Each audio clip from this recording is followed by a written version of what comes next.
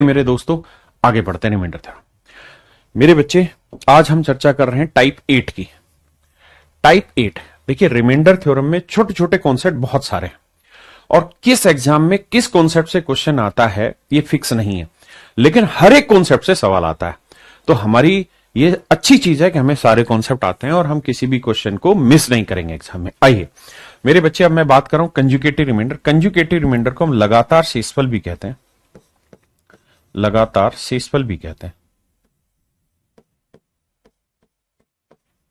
लगातार शेषफल भी कहते हैं। लगातार शेषफल है क्या, समझाता हूं कहानी। मान लीजिए मैं आपको ये कहूं 5 8 3 2 को 21 से भाग दो, 5832 को 21 से डिवाइड करिए और मेरे बच्चे मुझे बताइए आंसर क्या आएगा। तो आप कहेंगे देखिए सर, अगर डिवाइड करेंगे तो 21 से पढ़ा पड़ेंगे, 21 से कम 21, 21 दूनी 42। आपने कहा ओके, रिपोर्ट है। क्वेश्चन क्या आएगा मैं उस पर नहीं जा रहा हूं।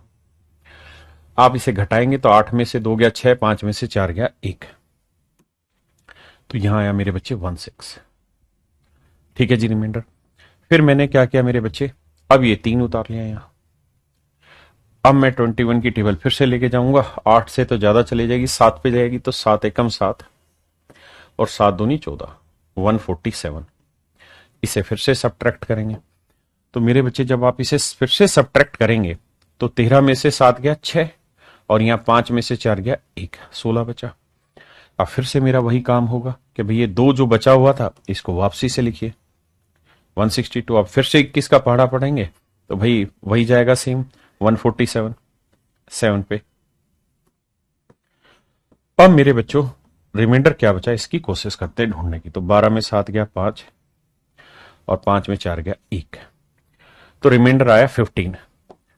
अब मेरे बच्चे आप ये कहेंगे कि सर आप सिखाना क्या चाह रहे हैं, अब उस बात पर लाता हूं कि सर ये कंजुगेटिव रिमाइंडर जो आपने लिखा इसको आपने लगातार शेषफल हिंदी में लिखा। इस लगातार शेषफल का मतलब क्या है मेरे दोस्तों?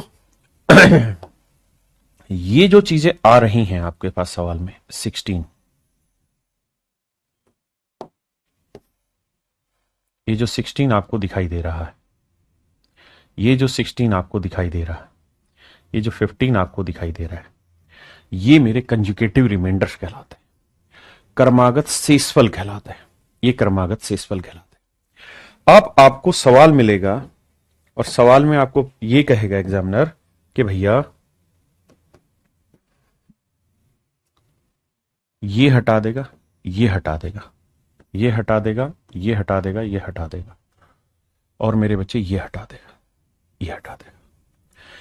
बस अब इतनी बात कहेगा आपको कि बाबू हमने 5832 को किसी एक सर्टेन नंबर n से डिवाइड किया, 5832 को किसी नंबर n से डिवाइड किया, तो जो कंजुगेटिव रिमाइंडर्स हैं वो 16, 16 और 15 बचे, 16, 16 और 15 बचे,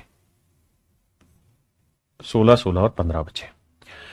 कहेगा कि हमने 5832 को किसी सर्टेन नंबर n से डिवाइड किया, तो जो कंजुगेटिव रिमाइंडर्स आए वो 16, 16 और 15 बने।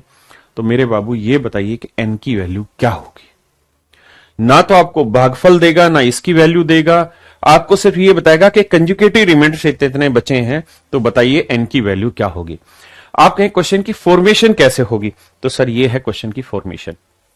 When 5832 is divided by a number, then consecutive remainders are 16, 16 and 15 respectively. Find the number. तो संख्या ज्ञात करनी है, यानी 5832 को किसी संख्या से भाग देने पर लगातार शेषफल 16, 16 व 15 है, तो यह संख्या ज्ञात करें। अब मेरे बच्चे आपको समझ में आया होगा कि कंजुगेटिव रिमाइंडर्स क्या है, सवाल क्या है। यानी आप नॉर्मली जो भाग दे रहे थे तो आंसर था 21, यानी 21 से भाग दे रहे थे। यही आपसे पूछा हुआ है कि आपने इसे किस से भाग दिया कि आपके कंजुगेटिव रिमाइंडर 16, 16 और 15 बचे। तो आप चर्चा करते हैं कि पेपर में इन सवालों को कैसे टैकल करा जाए। तो मेरे बच्चे सबसे पहले ये देखिए कि जो आखिरी रिमाइंडर आया ना वो हमारा फाइनल है, 15 हमारा फाइनल है। इससे पहले जो रिमाइंडर आया होगा उसके साथ ये 2 उतारना है, इससे पहले 3 उतरेगा, ये सीक्वेंस में आएगा, यानी आखिरी जो रिमाइंडर ऑफ फाइनल है तो उससे पहले वाले पे लास्ट डिजिट उतारा होगा, उससे पहले वाले पे उससे पहला डिजिट उतारा होगा। क्लियर है ये बात? आपने कहा जी ओके रिपोर्ट है। अब मैं जो समझाना चाह रहा हूं उस बात को समझना। मेरे बच्चे यहां कोई नंबर n होगा और n को किसी नंबर से मल्टीप्लाई किया होगा तो यहां रिजल्ट आया होगा। आपने कहा बिल्कुल आया होगा। और 58 में से ये वैल्यू घटा के रिजल्ट आया 16, यानी ये जो वैल्यू है ये बेसिकली 58 माइनस 16। आपने कहा ठीक है, तो 58 में 16 गया, कितना आया 42। बिल्कुल ठीक है सर। अब सर ये 3 नीचे उतारा जाएगा। अब सर ये 3 उतार दिया नीचे। अब इसमें से एक वैल्यू घटाई गई है और वैल्यू घटाने के बाद रिजल्ट से 16 आया, तो ये वैल्यू क्या रही होगी? तो सर 163 माइनस 16 घटाएंगे भाई, तो 13 में से 6 गया 7 आया, और 15 में से 5 में से गया 4 आया 147 घटाया गया। फिर ये आखिरी डिजिट उतारा है 2। आपने कहा बिल्कुल ओके रिपोर्ट है सर। फिर तो सर इसमें से यहां कोई वैल्यू घटाई गई होगी, इसमें से यहां कोई वैल्यू घटाई गई होगी मेरे दोस्त, और घटाने के बाद रिजल्ट आया 15, तो ये वैल्यू क्या होगी? 162 माइनस 15।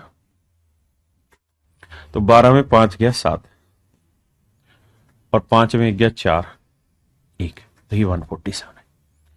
अब मैं आपको समझाना क्या चाह रहा हूं, उस बात पे फोकस करना। मैं आपको समझाना ये चाह रहा हूं मेरे दोस्त कि ये जो नंबर होगा ना, ये ऐसा नंबर होगा जिसे किसी ए से मल्टीप्लाई किया होगा तो 42 आया, फिर किसी बी से मल्टीप्लाई किया तो 147 आया, और फिर दोबारा किसी बी से ही किया होगा क्योंकि 147 आया। तो यानी ये जो n है ये ऐसा नंबर है जो 42 से भी भाग होगा, 42 को भी भाग हो जाएगा, 147 को भी भाग देगा और 147 को भी भाग देगा। यानी n जो है वो 42 को भी भाग देगा, 147 को भी भाग देगा। यानी n जो है मेरे बच्चे ऐसा नंबर है जो इसको भी एग्जैक्ट डिवाइड कर देगा और इसको भी एग्जैक्ट डिवाइड कर देगा। क्यों? जैसे मान लीजिए मैं 9 को 5 से गुना कर रहा हूं तो रिजल्ट आया 45। अब मान लीजिए मैं थोड़ी देर के लिए इस 5 को छिपा देता हूं, मैं कहता हूं a से मल्टीप्लाई किया तो आया 45। अब मुझे बताओ ये 45 9 से डिवाइड होगा या नहीं होगा? आप कहेंगे 500% होगा। जब आपने 9 से इसे मल्टीप्लाई किया तो जो रिजल्ट आएगा 9 से डिवाइड होगा ही होगा। तो वही बात यहां है सर कि n से आपने इनको गुना किया तो 42 आया, फिर 147 आया, फिर 147 आया, तो यानी n एक ऐसा नंबर है जो 42 को भी भाग देगा, 147 को भी भाग देगा और 147 को भी भाग देगा। मतलब n एक ऐसा नंबर है जो इन दोनों नंबर को भाग दे। अब मेरे भाई इन दोनों को भाग दे, ऐसी काबिलियत कहां से लाई जाए? तो ये एक छोटा सा कॉन्सेप्ट आता है एचसीएफ से, क्योंकि छोटे नंबर तो बहुत होंगे भाई, एक ऐसा नंबर है जो दोनों को भाग दे। लेकिन ऐसे केसेस में हमेशा एचसीएफ ढूंढना होगा। कैसे ढूंढा जाए एचसीएफ? तो सर जिन भाइयों को नहीं आता है उनको सिखाता हूं 42 और 147 का एचसीएफ कैसे निकाले। जिनको नहीं आता, जिनको आता वो तो मारो बोलिए। देखो यार 42 के टुकड़े कर लो, दिल के टुकड़े 1000 हुए, कोई यहां गिरा कोई वहां गिरा। ठीक है, तो ये आया 2 गुना 3 गुना 7। अब इसको पकड़ लो बाबू, दिल के टुकड़े टुकड़े करके मुस्कुरा के चल दिए। बाबू ओके रिपोर्ट है। तो यह आया 3 × 7⁻²। मेरे भाई जान लड़ा दो, समझने की कोशिश करो। जो ताकत मैं यहां लगा रहा हूं उससे डबल ताकत आपके दिमाग में जमनी चाहिए, तभी मजा है। अब मेरे बच्चे एचसीएफ निकालने के और भी तरीके, लेकिन मैं एचसीएफ नहीं पढ़ा रहा हूं, तो सिर्फ बेसिक तरीका ही उठा के, ताकि हर मेरा प्यारा बच्चा समझ पाए इस बात को। तो देखिए 2 को एचसीएफ में क्या करते हैं, जो कॉमन है वो लेते हैं। 3 कॉमन है, उठा लो। 7 कॉमन है तो इसमें छोटी पावर लेते हैं, 7 की पावर 1, तो 21। यानी मेरे प्यारे बच्चों मेरा एचसीएफ आया 21। मेरे भाई मेरे दोस्त मेरा एचसीएफ आ गया 21। यानी 21 वो सबसे बड़ा नंबर है, 21 वो सबसे बड़ा नंबर है जो इसको भी भाग देगा और इसको भी भाग देगा। तो आपसे हमेशा ये कहेगा कि n की बड़ी से बड़ी वैल्यू बताइए, यानी इसकी सबसे बड़ी वैल्यू बताइए। तो 21 ही वो आंसर होगा जो इसे भी एग्जैक्ट डिवाइड करेगा और इसे भी एग्जैक्ट डिवाइड करेगा। आप कहें सबसे बड़ी बात नहीं समझ पा, छोटी भी तो हो सकती है। 21 का कोई फैक्टर भी हो सकता है, 1 भी हो सकता है, 3 से भी भाग जाएगा, 7 से भी भाग जाएगा, 21 से। यानी ये नंबर 1 से 3 से 7 से 21 सबसे भाग होंगे। आप कहें फिर 3 7 क्यों नहीं लिए, 1 क्यों नहीं लिया? ये इसलिए नहीं लिए क्योंकि पहली चीज तो उसने बड़े से बड़ी वैल्यू पूछनी होती पेपर में, हमेशा बड़ी से बड़ी पूछी जाए, लेकिन इस सवाल में लिखा है when this is divided bye ये नंबर, कोई भी नंबर ले लिया। तो यहां जब आप आंसर दोगे तो आपको यह भी देखना होगा कि अगर मैं यहां 1 ले लूंगा तो कुछ रिमाइंडर 16 कभी नहीं बचेगा, 3 ले लूंगा तब भी 16 रिमाइंडर नहीं आएगा, क्योंकि रिमाइंडर हमेशा इस नंबर से छोटा होता है, छोटा होता है। और 7 ले लूंगा तब भी मेरे बच्चे रिमाइंडर 16 नहीं आएगा, क्योंकि अगर रिमाइंडर 16 है ना तो एन की वैल्यू हर हाल में 16 से बड़ी होगी, तो 21 ही एक फैक्टर बनना जो 16 से बड़ा।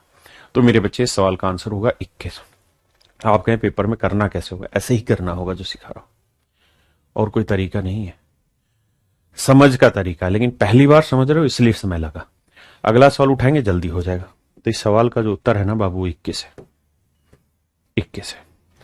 अब दूसरा थोड़ी देर में, पहले तीसरे नहीं दूसरे पे आइए और जल्दी से करके बताइए, रफ कॉपी पेन लेके बताइए, रफ कॉपी पेन लेके खटाक से करने की कोशिश करिए। देखता हूं कितने बच्चे जल्दी से आंसर बताते हैं। बहुत बढ़िया, हर एक बच्चे ने कोशिश करनी है, क्योंकि कोशिश करने वालों की कभी हार नहीं होती।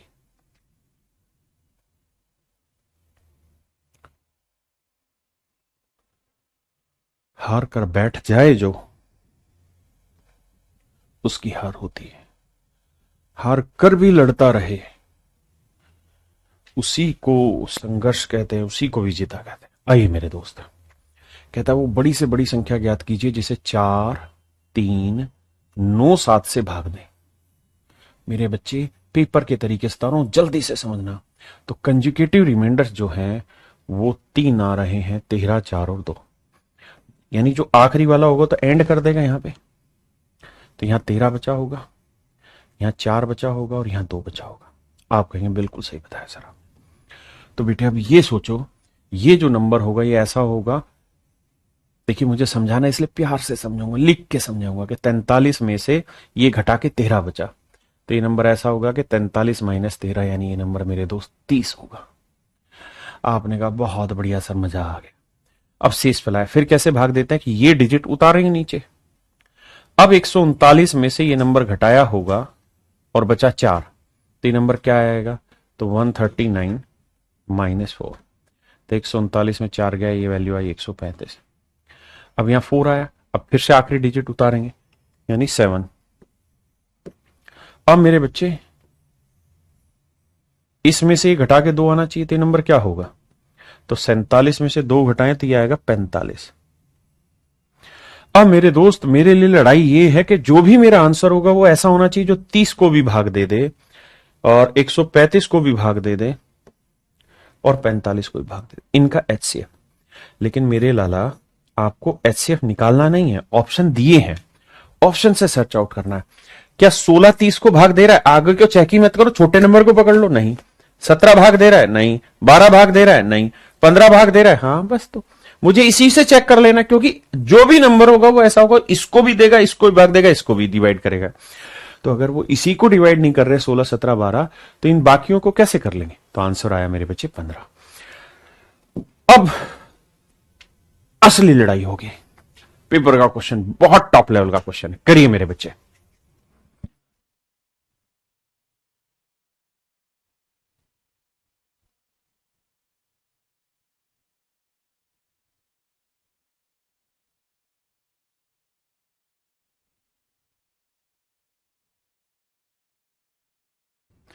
देखो मेरे बच्चे, सवाल क्या कह रहा है कि भैया 6, 4, 3, 2, 9, इसको मेरे बच्चे भाग देना है किससे, किसी नंबर से। और भाग जब देने लगे तो 3 कंजुगेटिव रिमाइंडर मेरे प्यारे बच्चों निकल के आए, और 3 जो कंजुगेटिव रिमाइंडर निकल के आए उनमें 175, बहुत बढ़िया, फिर 114, बहुत बढ़िया भाई, और फिर 213, बहुत बढ़िया, शानदार। तो कहता है जी वो नंबर बताइए क्या होगा। मेरे दोस्त अब इसमें समय नहीं लगाएंगे, देखिए 9 यहां आना है, 2 यहां आना है, तो सेटिंग हो गई। तो 643 में से ये नंबर घटा के 175 आया, तो खुद ही सोचो 13 में से 5 गया 8, यही कर लेंगे। यहां बचा कितना मेरे भाई, 3, 3 में 7 जाएगा नहीं, तो 13 में से 7 गया 6, और भैया 5 में से 1 गया 4, यानी ये नंबर आ गया 468। आपने कहा ओके रिपोर्ट है। अब क्या किया सर, अब ये क्या सर, ये 2 का नीचे उतार दिया। फिर अब भैया 1752 में से ये वाली वैल्यू घटा के रिजल्ट 114 आना चाहिए। हाँ सर, तो 2 में से 4 तो घटेगा नहीं, तो 12 में से 4 घटाएगा तो यहां 8 आया। यहां बचा कितना भाई, 4, 4 में से 1 गया 3, और मेरे भाई यहां बचा 7 में से 1 गया 6, 1638। बिल्कुल ठीक है। अब मेरे बच्चे उतारा होगा 9 मैंने यहां, तो इसमें से ये नंबर घट के आया 213। अब कैसे सोल्व करें जी, देखो ध्यान से। मेरे बच्चे 9 में से 3 घटाएंगे तो 6 आया, 4 में से 1 गया 3 आया, है ना, और भैया 11 में से 2 गया 9, 936। ये मेरे 3 आए फैक्टर। अब मुझे ऐसा नंबर ढूंढना है जो 468 से भी एग्जैक्ट डिवाइड हो, 1638 से भी एग्जैक्ट डिवाइड हो, और मेरे भाई 936 से भी एग्जैक्ट डिवाइड हो। ऐसा नंबर मुझे मेरे बच्चे ढूंढना है। आप मेहनत मत करो फालतू, आप सिर्फ यही ऑप्शन से तलाशो। क्या 184 आंसर हो सकता है? नहीं सर। भाई 180 भी हो तो 180 दूनी 360, 180 थी 540, यानी या तो ये 360 के आसपास हो या 540 के आसपास हो, तभी तो भाग होना था इससे। ये तो नहीं है, तो ये तो कट गया, काटा लगाओ। 224 सर, इसका डबल करोगे तो आएगा 448, जबकि मेरे पास है 468, ये भी काटा मारो। इसे लेते हैं 296। 296 इससे भाग नहीं जाएगा, क्योंकि 296 का डबल करोगे तो बहुत ज्यादा चला जाएगा। बचा 234, 234 से दिख भी रहा था डबल है ना, तो एक भी भाग चला गया तो यही मेरा आंसर है। तो मेरे प्यारे बच्चों, मेरा आंसर होगा 234। और हमने यही कोशिश करनी है कि एक बार वो नंबर निकालने और ऑप्शन से मैच कर लेना। लेकिन आपका सवाल है क्या सर पेपर में हम इसी तरीके से क्वेश्चन को करें? नहीं, मैं ऐसा नहीं कह रहा हूं। मैं ही कह रहा हूं पेपर में एटलीस्ट आप ये वाला फंक्शन तो निकाल दीजिए। सबसे पहले ये फर्स्ट पार्ट तो निकाल दीजिए, ये फर्स्ट पार्ट निकाल दीजिए। जैसे ही आप फर्स्ट पार्ट निकाला आपने 468, तो अब आप ये देखिए कि कौन सा ऐसा ऑप्शन है जो 468 को एग्जैक्ट डिवाइड कर रहा है। अगर 4 में से केवल कोई एक ही ऐसा ऑप्शन है जो 468 को भाग दे रहा है, तो वही मेरा आंसर है। जैसे इस सवाल की बात करें जो पेपर का क्वेश्चन है, तो केवल और केवल एक ही ऑप्शन था जो 468 को भाग दे रहा था, 234। तो आंख बंद करके ये मेरा आंसर है। अगर मान लीजिए ऐसा हो जाए कि 2 ऑप्शन ऐसे मिल जाए जो 468 को भाग दे रहे हैं, उस स्थिति में फिर आपको सेकंड पार्ट निकालना होगा। फिर आपको यह चेक करना होगा कि सेकंड को भी डिवाइड कर रहा हो और फर्स्ट को भी डिवाइड कर रहा हो, तो ऐसे निकलेगा। जैसे इससे पिछले सवाल पे अगर हम चलें, तो हमने सिर्फ ये देखना था कि फर्स्ट पार्ट क्या है 30, तो हमें वो ऑप्शन ढूंढना था जो केवल 30 से भाग हो जाए। तो 15 ही था जो 30 से भाग हो रहा था, बाकी कोई सा भी नहीं था। तो मतलब मुझे बाकी करने की जरूरत ही नहीं थी। लेकिन मेरा काम अभी मेरे बच्चों को नर्चर करना है, तैयार करना है, तो मैं एक एक चीज समझा रहा हूं, है ना। आइए अब मेरे प्यारे बच्चों, हम बात कर रहे हैं टाइप 9 रिमाइंडर थ्योरम की नेक्स्ट टाइप। ये है एल्जेब्रिक रिमाइंडर थ्योरम। एल्जेब्रिक को हिंदी में कहते हैं बीजगणितीय प्रमेय। मेरे प्यारे बच्चों, अगर मैं बात करूं एसएससी की, तो सवाल पूछे जाते हैं। सीडीएस की तो सबसे ज्यादा सवाल सीडीएस में रिमाइंडर थ्योरम में एल्जेब्रिक से पूछे जाते हैं। कॉन्सेप्ट क्या है, कॉन्सेप्ट को समझाता हूं। मेरे दोस्त ध्यान से देखना।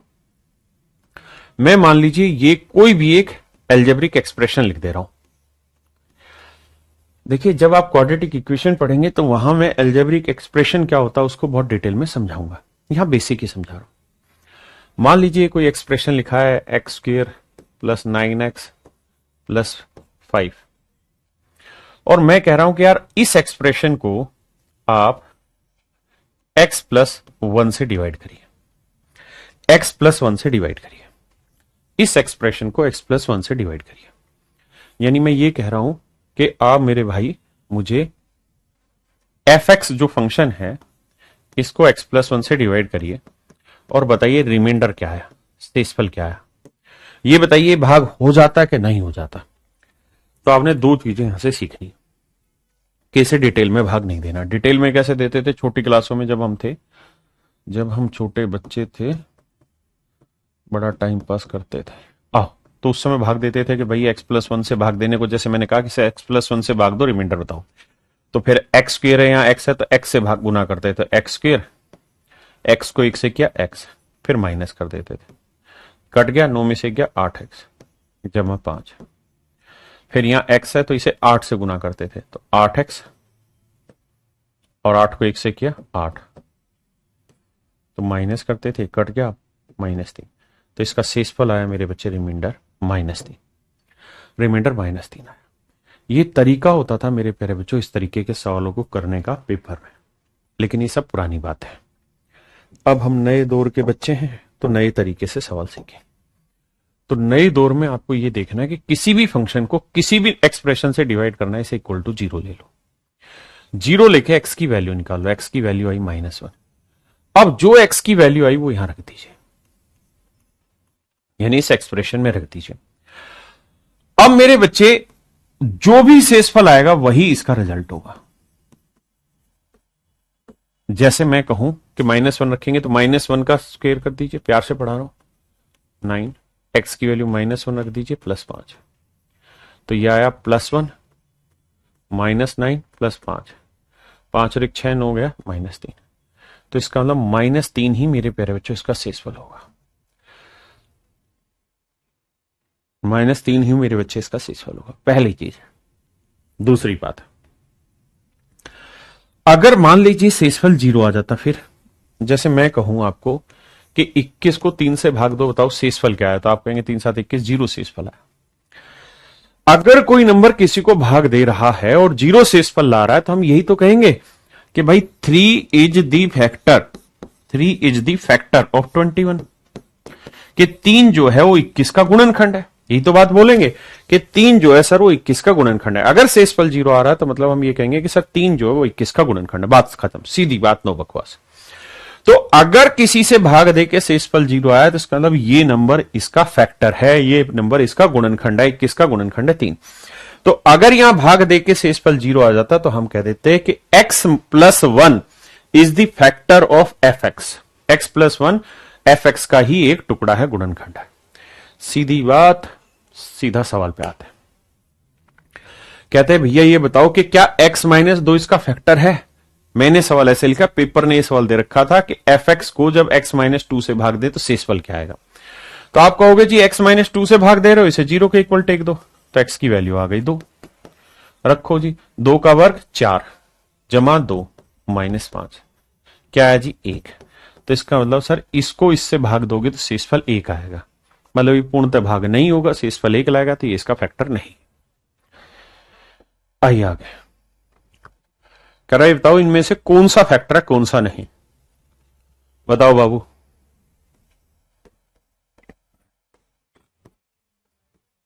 ये सीडीएस के क्वेश्चन,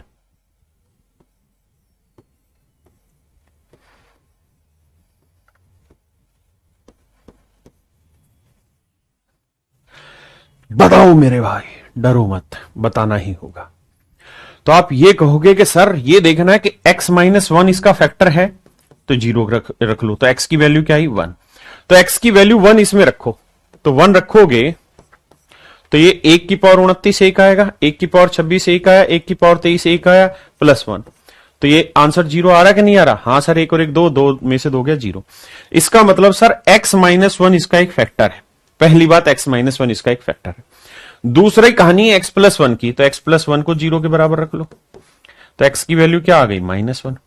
अब भाई x की वैल्यू -1 रख के देखते हैं यहां,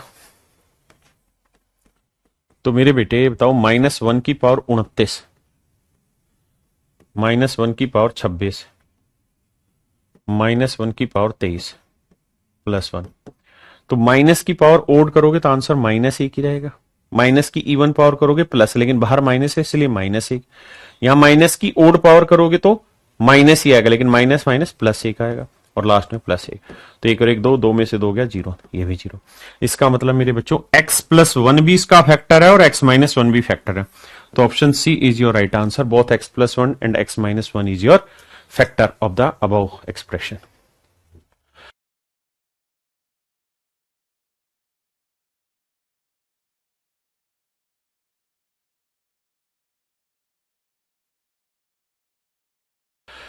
आइए मेरे दोस्त, मेरे भाई, जवाब दीजिए। ये पेपर के क्वेश्चन है, इतने शॉर्टकट मेथड से आपको कोई नहीं एक्सप्लेन करेगा, इतना प्यारा मेथड एक्सप्लेन करके दे रहा हूं। देखो जी, कह रहा है कि भाई हमें बताना नहीं है कि फैक्टर है या नहीं है, रिमाइंडर नहीं पूछ रहा, कह रहा है कि x माइनस 2 इसका गुणनखंड है, if x minus 2 is a factor of this polynomial, यानी फैक्टर है, ये पहले से कह रहा है। और फंक्शन क्या है, तो फंक्शन है सर एक्स स्क्वेयर प्लस के एक्स मेरे बाबू प्लस 4। अब मेरे दोस्त कह रहा है कि x माइनस 2 इसका फैक्टर है, तो फैक्टर के इक्वल टू 0, तो x की वैल्यू क्या आई 2, रख के देखते हैं। भैया फैक्टर है तो इसका मतलब जो रिजल्ट आना चाहिए वो आंसर में 0 आएगा, रिमाइंडर। भाई फैक्टर है तो शेषफल 0 आना चाहिए। यहां से मैंने x की वैल्यू 2 रख के देखी, 2 का वर्ग 4 जमा x की वैल्यू 2 के जमा 4, तो भैया 2 के 4 और 4 8 उधर जाएगा माइनस का, तो k की वैल्यू आ गई मेरी प्यारे बच्चों -4। अब k की वैल्यू -4 कहां है, ऑप्शन ए। ये मेरे भाई मेरा सही आंसर है।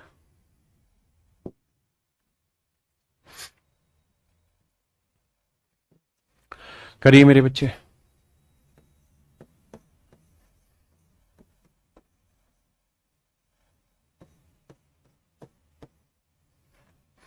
मेरे दोस्त x की पावर 51 प्लस 16 को हम x प्लस 1 से भाग दे रहे हैं, तो इसे 0 ले लेते हैं, तो x की वैल्यू क्या आई मेरे बच्चे -1। अब x की वैल्यू क्या आई -1, या -1 रखेंगे, -1 की पावर 51 जमा 16, -1 की पावर 51 मतलब -1, क्योंकि माइनस की ओड पावर माइनस प्लस 16, तो 16 में 1 गया मेरे बच्चों 15, तो आंसर आएगा मेरे बच्चे 15। हाँ जी, बहुत ही आसान है। कहता है भैया ये कोई फंक्शन है f(x), इसका नाम लिख लेता हूं मैं x² प्लस 4x प्लस के। कहता है जब मैं इसे x माइनस 2 से भाग देता हूं, तो x माइनस 2 को इक्वल टू 0 रखेंगे, तो x की वैल्यू क्या आई 2, यानी x की वैल्यू जब मैं यहां 2 रखूंगा तो कह रहा है इसका जो शेषफल आ रहा है वो 2x आ रहा है। ऐसा मैं नहीं कह रहा, सवाल कह रहा है कि भैया इसका रिमाइंडर 2x आ रहा है, तो x की वैल्यू क्या रखनी मुझे, अब 2 सोल्व किया था, तो 2 का वर्ग 4, 4 दूनी 8 जमा के, और भैया 2 दूनी 4, क्योंकि x की वैल्यू रखनी था, x की वैल्यू थी 4। अब k की वैल्यू आएगी 4 से, तो 4 निमटा, तो k की वैल्यू उधर गई -8। आंसर आया मेरे प्यारे बच्चों -8। ये है एल्जेब्रिक रिमाइंडर थ्योरम। मेरे दोस्त एक एक चीज बहुत साफ सुंदर तरीके से टाइप वाइज मैंने बताई है, कॉन्सेप्ट वाइज आपको समझाई है, हर एक चीज को एक्सप्लेन कर रहा हूं। कह रहा है जी x³ plus 5x² plus 10k को x प्लस 2 से भाग देना है। x³, मेरी बात समझ रहे हैं कि नहीं समझ रहे आप?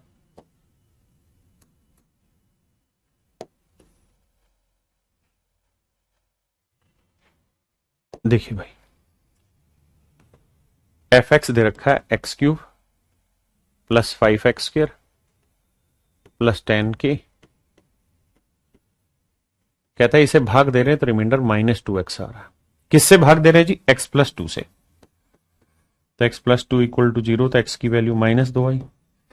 आपने कहा जी सेटिस्फाई है डाटा, -2 रखेंगे, -2 का क्यूब -8, -2 का वर्ग 4, 4 पंजे 20 जमा 10 के बाबू, और x की वैल्यू -2 रखेंगे तो माइनस माइनस प्लस 2 दूनी 4।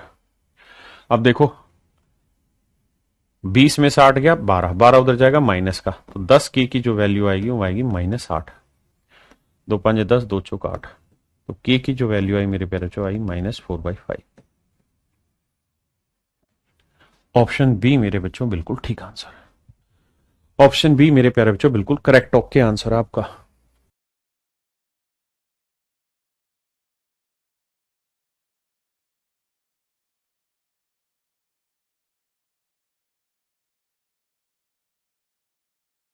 आइए,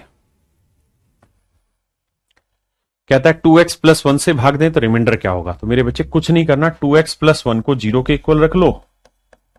हाँ जी, तो x की वैल्यू आएगी -1/2।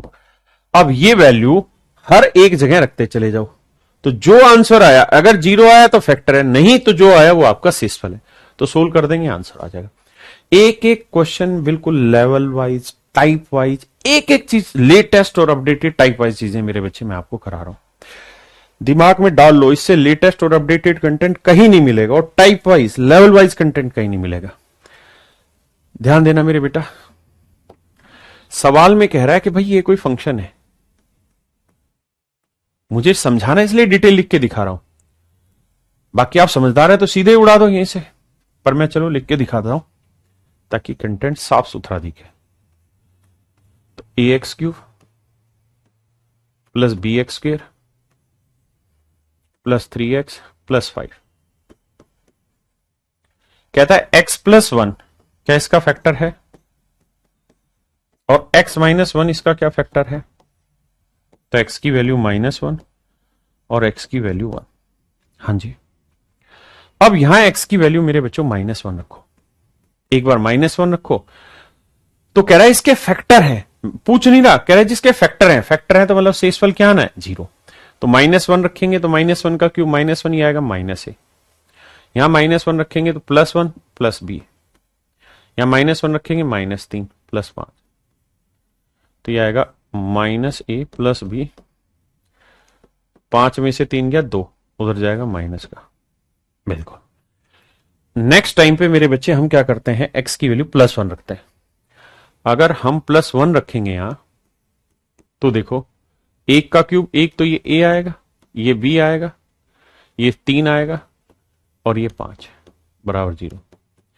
सोल्व करोगे तो ये आएगा मेरे बच्चे a प्लस बी और 5 और 3 उधर जाएगा -8। हमसे पूछ रहा है a और b की वैल्यू बताइए। देखिए मेरे बाबू करना क्या है, a से 1 कट गया, b और b 2b, और इन दोनों को जोड़ोगे तो 8 और 2 10, तो यहां से सोल्व करोगे तो b की वैल्यू आई -5। अब b की वैल्यू कहीं पे भी रख दो, -5 उधर ले जाओगे किसका हो जाएगा प्लस का, तो a की वैल्यू -3। हाँ जी, समझ पाए मेरे बच्चे, हाँ या ना। पढ़ने में मजा आ रहा है कि नहीं आ रहा, आप ये बताइए, कमेंट करिए, अपना फीडबैक दीजिए। अब मेरे प्यारे बच्चों हम आ रहे हैं टाइप 10, इसे हम कहते हैं बाइनोमियल रिमाइंडर थ्योरम। बाइनोमियल को हिंदी में बहुपदी कहते होंगे, मारो गोली, बाइनोमियल रिमाइंडर थ्योरम समझ रहे हैं। आइए मेरे दोस्तों, जो चीजें मैंने अभी तक आपको पढ़ाई हैं बिल्कुल टाइप वाइज और लेवल वाइज चीजें बता रहा हूं, लेटेस्ट एग्जाम में आए हुए क्वेश्चन करा रहा हूं। आइए मेरे दोस्तों, बाइनोमियल रिमाइंडर थ्योरम समझने से पहले बहुत डिटेल में नहीं जाना, क्योंकि हमें उतना ही काम करना है जो हमारे एग्जाम के लिए जरूरी है। विद्वानता हासिल नहीं करनी, ऐसा ना मेरा कोई उद्देश्य है। मेरे बच्चों 3 फार्मूले हैं, तीनों को ध्यान से याद रखना। क्या, a की पावर n माइनस b की पावर n, a की पावर n प्लस b की पावर n,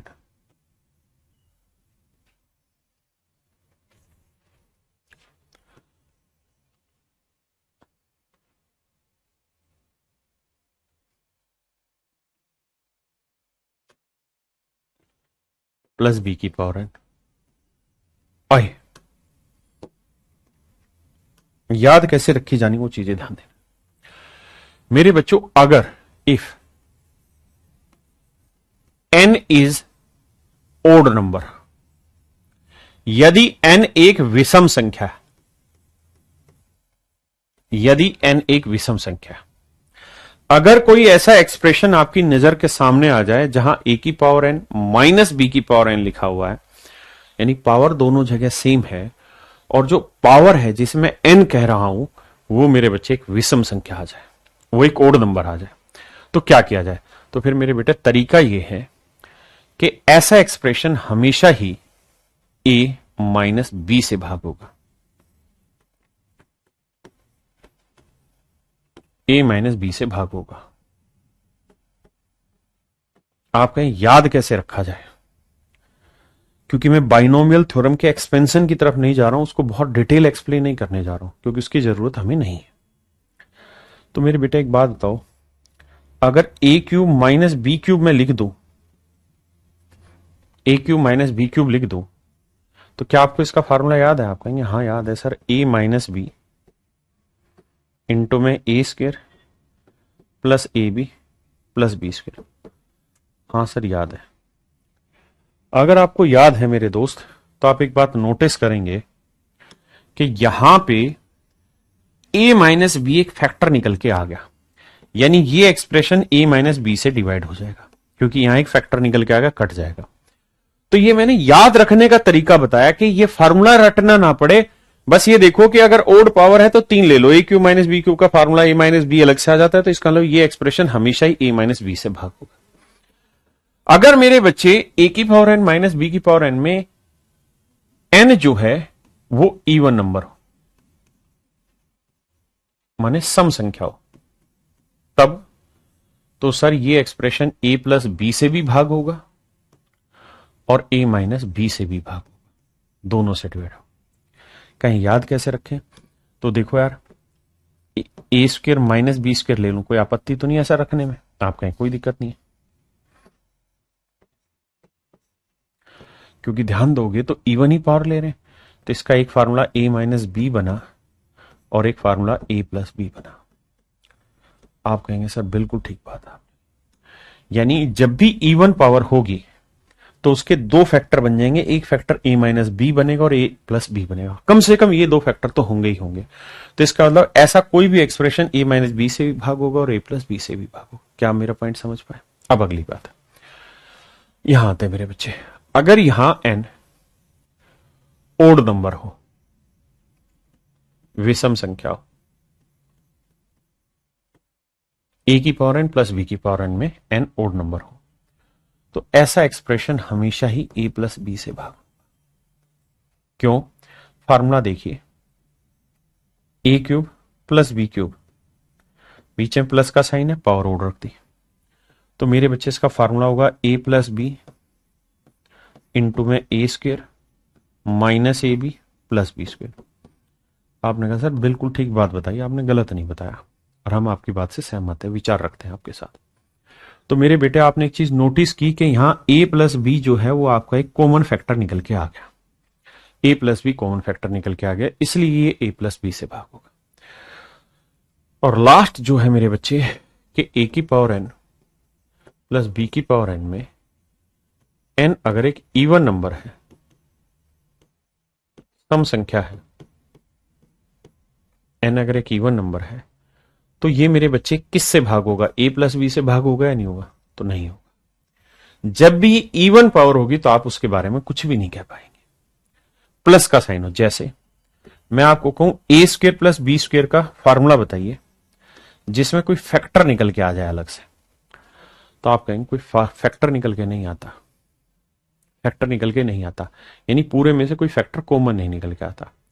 और अगर कोई फैक्टर कॉमन निकल के नहीं आ रहा ना, मतलब लड़ाई है, मतलब इसका कोई रिजल्ट आपके लिए अभी के लिए नहीं बनेगा, ये समझिए। तो आपको तीन ही फार्मूले याद रखने, इन्हीं पे सवाल आना है। तो एक बार 20 सेकंड के लिए तीनों को नजरों के सामने से निकालिए।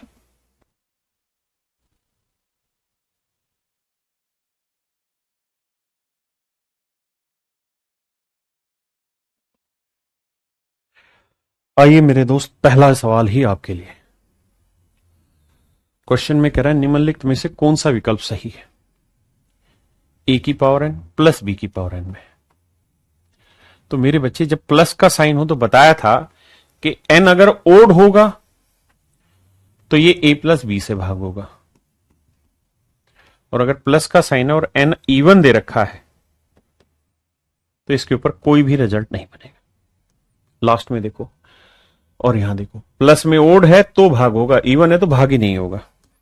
तो कह रहा है कि a की पावर n प्लस b की पावर n हमेशा ही a माइनस बी से भाग होगा। कब? तो आंसर होगा for no integral value of n। n के किसी भी पूर्णांकीय मान पर यह संभव ही नहीं है, n के किसी भी पूर्णांकीय मान पर यह बात संभव ही नहीं है कि a माइनस बी से भाग, है ना? तो इसका आंसर होगा डी, क्योंकि प्लस का साइन है तो ये हर हाल में a प्लस बी से ही होगा, वो भी तब जब n ओड होगा, माइनस से डिवाइड नहीं होगा।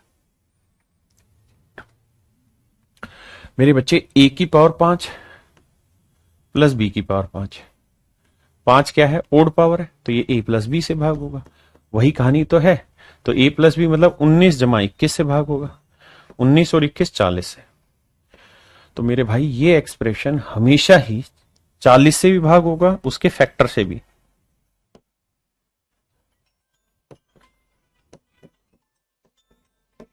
इन सब से भाग होगा। तो कह रहा है क्या केवल 10 से भाग होगा? नहीं, केवल शब्द गलत है। क्या केवल 20 से भाग होगा? गलत है।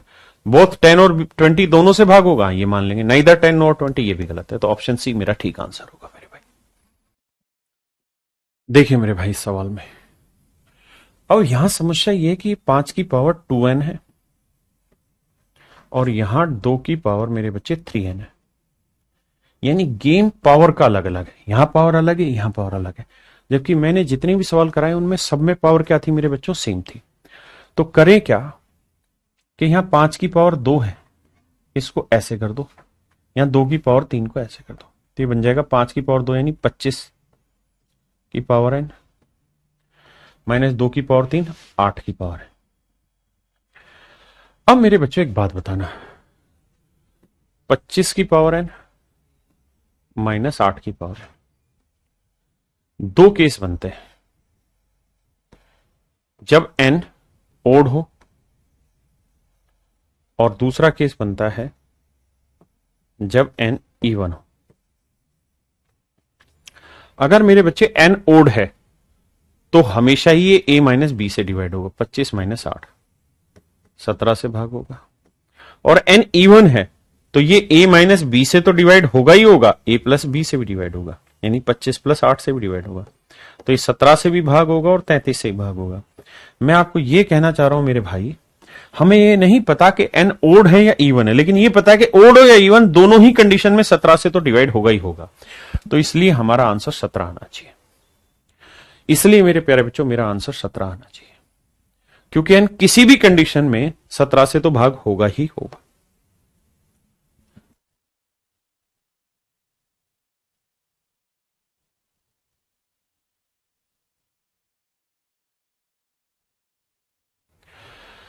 मेरे बच्चे सेम वही कहानी यहां है कि यहां पे भी पावर n लाओ, यहां पे भी पावर n लाओ, क्योंकि पावर n ही रखनी है। तो 2 की पावर 12 कर लेते हैं, पूरे की पावर n। 6 की पावर 4 कर लेते हैं, पूरे की पावर n। अब सोल्व करोगे तो 2 की पावर होती 12 होती मेरे बच्चों 4096, और 6 की पावर 4 होती मेरे बच्चे कितनी? तो 6 की पावर 3 होती है 216, और 6 से गुना करेंगे तो 1296 की पावर n। एक तरीका तो है ये, एक तरीका तो है ये मेरे बच्चे। दूसरा तरीका क्या है? दूसरा तरीका यह था कि हम ऊपर 2n बना देते दोनों जगह। तो हम ये कह देते कि इवन पावर होगी, अब जो मर्जी कर लो, क्योंकि 2n का मतलब 2 से मल्टीप्लाई कर रहे थे, इवन होगी। बट आप घबराइए नहीं, दोनों से समझाता हूं। तो मेरे बच्चे मुझे नहीं पता n ओड है या इवन, लेकिन जैसा पिछले सवाल में समझाया कि ओड होगा तब भी a माइनस बी से भाग होगा और इवन होगा तब भी a माइनस बी से।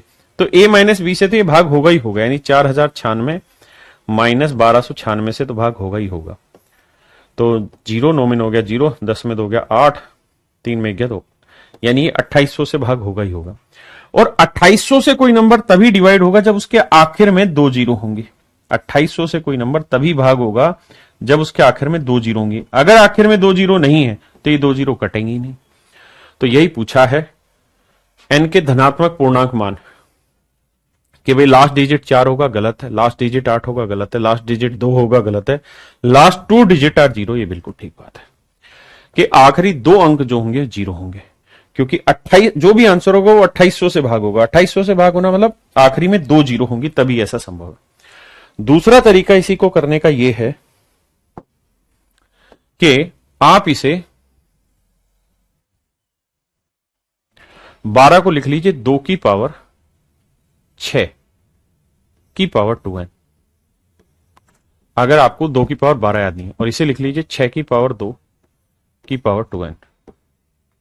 तो इसे सोल्व करेंगे तो 2 की पावर 6 आप जानते हैं कितना होता है, 256 नहीं 128 64 की पावर 2n, और ये हो जाएगा 6 की पावर 2 36, 6 की पावर 2 36 की पावर 2n।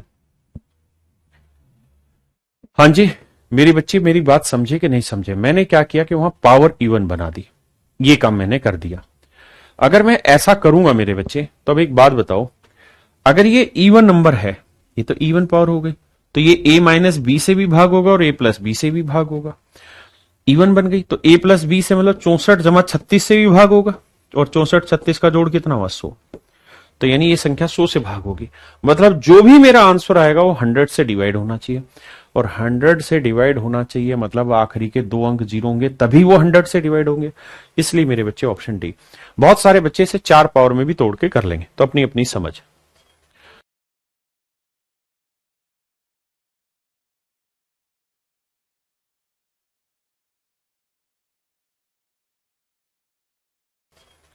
आइए बाबू,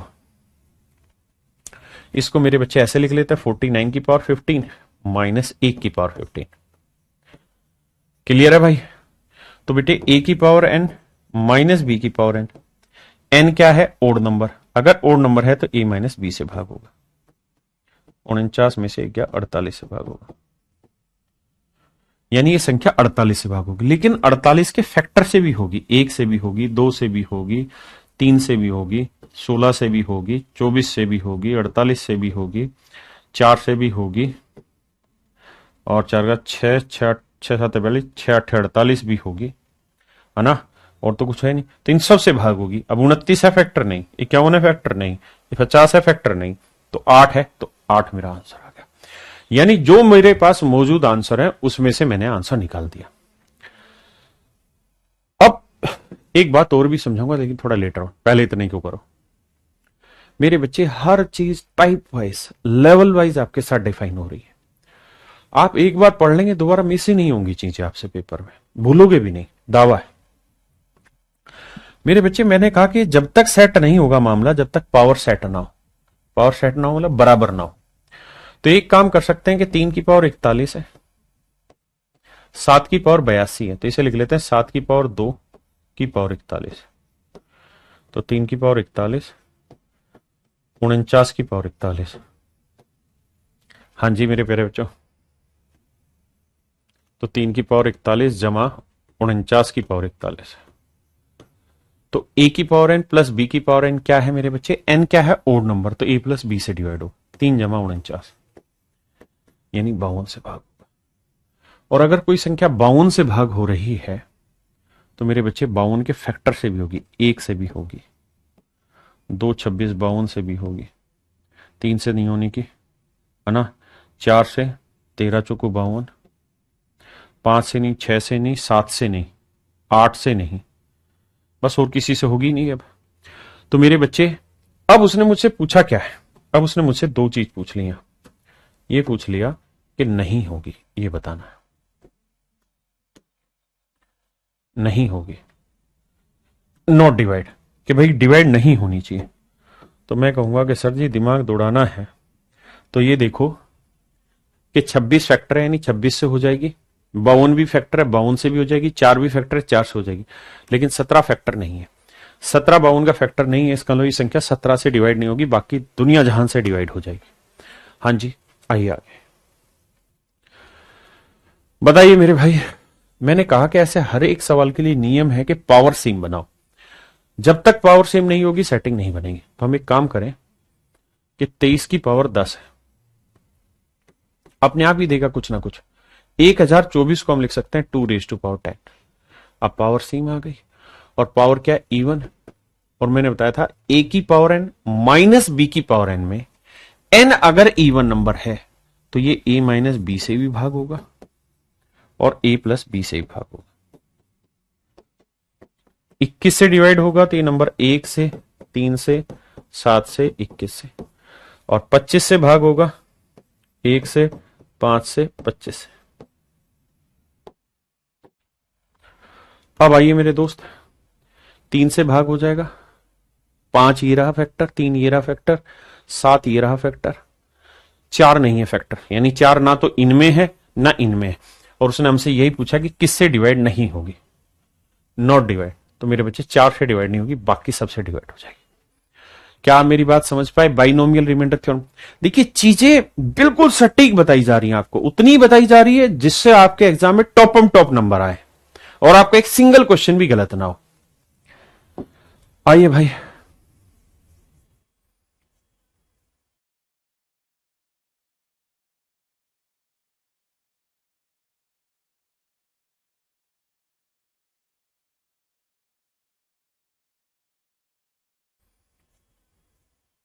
देखिए,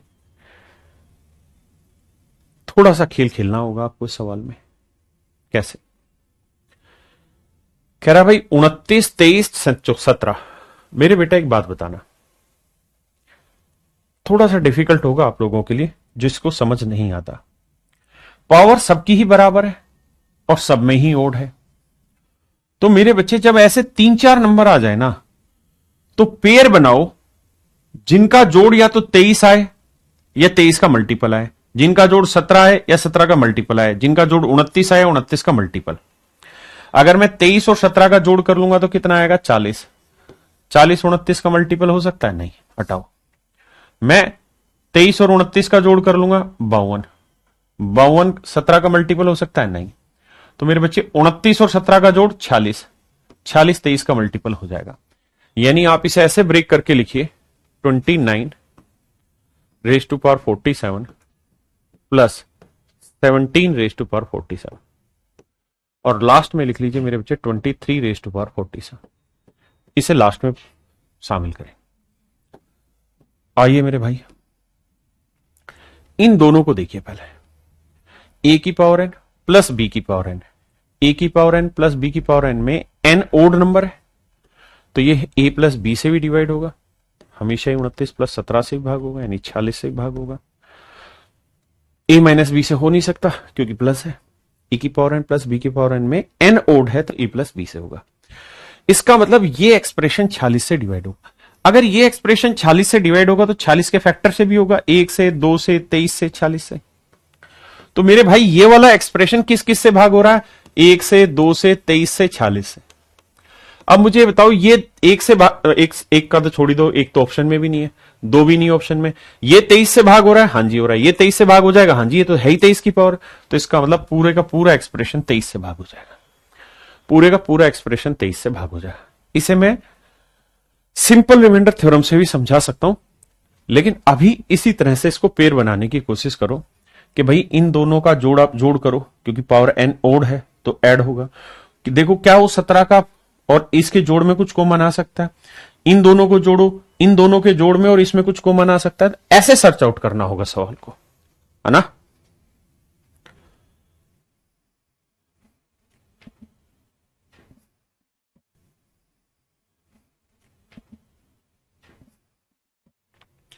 मेरे बच्चे सवाल में कह रहा है 15 की पावर 23 जमा 23 की पावर 23 को 19 से भाग दें। तो मेरे बच्चे बताओ, 23 ओड नंबर है, 23 ओड नंबर है। अगर ए की पावर एन प्लस बी की पावर एन में एन ओड नंबर है तो किससे भाग होगा? ए प्लस बी से। 15 जमा 23 से। 15 जमा 23 कितना है? 48 से। इसका मतलब मेरे भाई ये वाला एक्सप्रेशन 48 से डिवाइड होगा, है 15 जमा 23 38 से डिवाइड होगा, माफ करिए। यानी ये एक्सप्रेशन 38 से भाग होगा, और 38 से भाग होगा तो 38 के फैक्टर से भी 1, 2, 19, 38, यानी सबसे भाग होगा। तो कह रहा क्या 19 से भाग हो जाएगा? हाँ, 19 से एग्जैक्ट होगा, और 19 से एग्जैक्ट डिवाइड होगा तो रिमाइंडर क्या आएगा? 0।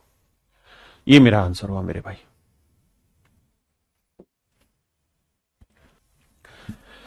देखो मेरे बच्चे, अब हम चर्चा कर रहे हैं टाइप 11 पे, सक्सेसिव रिमाइंडर। हिंदी में इसे कहते हैं उत्तरोत्तर, उत्तरोत्तर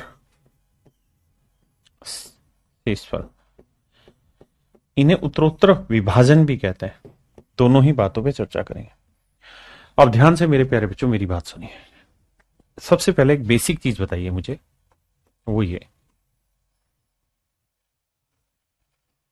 यहां जो चीज लिखी रहती है उसे हम बोलते हैं डिविडेंड, हिंदी में बोलते हैं भाज्य। यानी यही वो कोई नंबर होता है जिसे हम किसी दूसरे चीज से डिवाइड करते हैं। यहां होता है डिवाइजर, हिंदी में बोलते हैं भाजक। यहां जो आता है वो कोशेंट, हिंदी में बोलते हैं मेरे भाइयों इसे भागफल। और यहां आता है मेरे प्यारे बच्चों रिमाइंडर, शेषफल।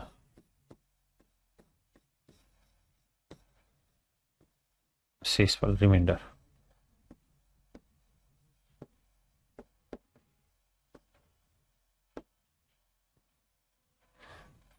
इसे कहते हैं मेरे प्यारे बच्चों रिमाइंडर, शेषफल।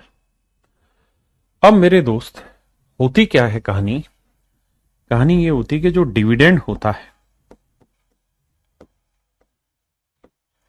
यानी जिसे हम भाज्य कहते हैं, वो हमेशा ही बराबर होता है डिवाइजर यानी भाजक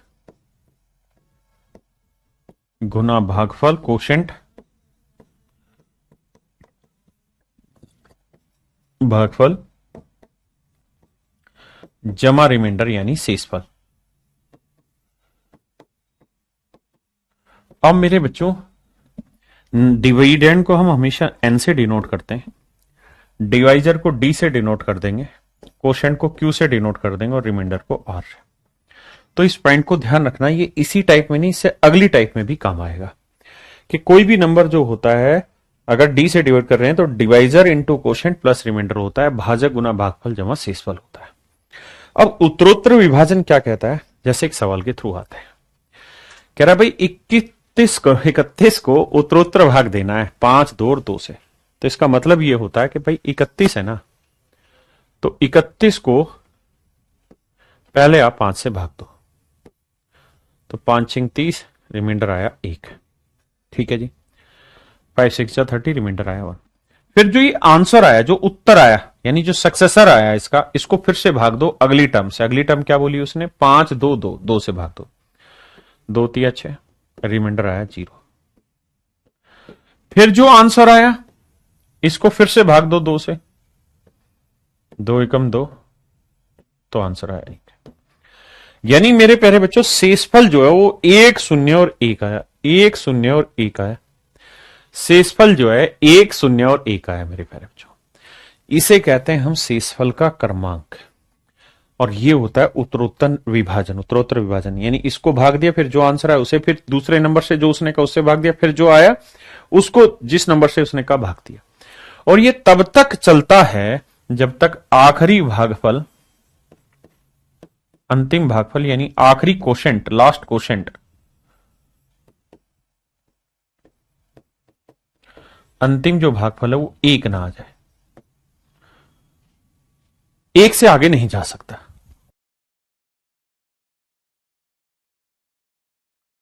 अब बात आती है कि सर इसे पेपर में कैसे किया जाए। तो मेरे बच्चे, पेपर को करने का तरीका यह है, ऐसे नंबर लिखेंगे, जिस नंबर को डिवाइड करना है वो यहां लिखेंगे, यहां 5 से डिवाइड करना है, फिर जो रिजल्ट आएगा उसे 2 से डिवाइड करना है, फिर जो रिजल्ट आएगा उसे 2 से डिवाइड करना है। यहां हमेशा ही शेषफल लिखना है। अब सोल्व करिए। 5 6 जा 30, रिमाइंडर यहां 1, फिर 2 3 जा 6, एग्जैक्ट हो गया 0, फिर 2 1 जा 2, रिमाइंडर आया 1। तो 1 0 1 मेरे प्यारे बच्चों मेरा आंसर हो गया। मजे की बात पता है कब आएगी? मजे की बात तब आएगी समझ में आपको, जब इस सवाल में ऐसे देगा, आपको कहेगा कि भाई कोई नंबर है, सबसे छोटा नंबर बताइए क्या होगा, जिसे उत्तरोत्तर भाग दिया गया, सक्सेसिवली डिवाइड किया गया, किससे? 5 2 और 2 से, और कहेगा जी रिमाइंडर का जो सीक्वेंस है वो 1 0 1 है, अंतिम जो भागफल है वो 1 है। तो बताइए मेरे बच्चे ये नंबर क्या होगा? तो सोल्व करेंगे, 2 एकम 2 और 1 3। आपको ये क्यों किया? इसलिए क्योंकि जो लास्ट डिवाइजर है ना मेरे ना, सॉरी, लास्ट जो भागफल है, अंतिम भागफल, लास्ट कोशेंट जो है, लास्ट जो कोशेंट है, मैं बार बार हिंदी इंग्लिश दोनों में इसलिए लिख रहा हूं कि 1 से 2 ही सवाल में कॉन्सेप्ट दिया जाता है, उसके बाद तो प्रैक्टिस होती है। सक्सेसिव डिवीजन एंड तभी होता है जब लास्ट का कोशेंट 1 आ जाए, है ना, या फिर जो कुछ कंडीशन दे उस हिसाब से। तो आखिरी भागफल हमेशा 1 मानना है, तो 2 एकम 2 और ये रिमाइंडर है, तो divisor into quotient plus remainder, तो 2 1 जा 2 प्लस 1 3, 2 3 जा 6 प्लस 0 6, 5 6 जा 30 प्लस 1 31। तो सबसे छोटा नंबर 31 हो। आई भाई बात? आगे आइए।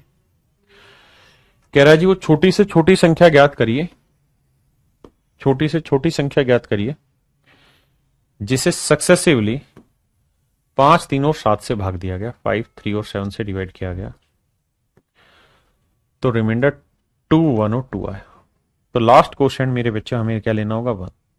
तो 7 1 जा 7 और 2 9, 3 निम 27 और 1 28, 5 28 140 और 2 142। तो मेरे प्यारे बच्चों मेरा आंसर आया 142। मेरा आंसर आया 142। हाँ जी, अब इस पे करिए।